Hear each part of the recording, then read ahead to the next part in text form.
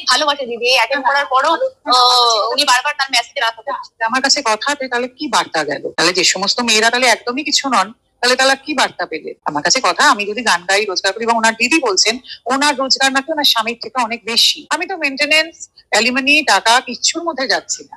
আমি জানতে চাইছি যে ওনার রোজগার তো ওনার দিদির কথা অনুযায়ী স্বামীর থেকে বেশি।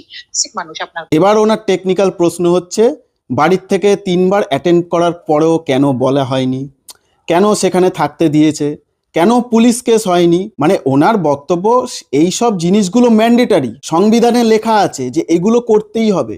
মানুষের কোনো নিজের ইচ্ছা থাকতে পারে না, মানুষের কোনো পার্সোনাল মানে লেভেলে ভালোবাসা থাকতে পারে না। কেউ যে ইচ্ছাকৃতভাবেও সেটা করতে পারে, যে নিজে মানিয়ে থাকতে পারে, সেই জিনিসটা হতে পারে না। এটা একদম ওনার কাছে সংবিধানেই লেখা আছে। এই জন্য ওনার হিসাবে যে সে কি বার্তা দিল, এখন যে ভালোবাসা মানে যার মধ্যে আবেগ রয়েছে, ইমোশন রয়েছে, তাকেও মানে বার্তা কি যাচ্ছে সেই অনুযায়ী চলতে হবে। হয়তো উনি এরকমই চলে, উনি সকালবেলা ঘুম দিয়ে ওঠে, যখন হাঁকতে যায় তখন উনি ভাবে যে আমি কিভাবে হাঁকতে যাচ্ছি, সেই হাগাটা দেখে মানে মানুষের কাছে কি বার্তা যাচ্ছে সেই অনুযায়ী কিন্তু আমি হাঁকবো, ঠিক আছে?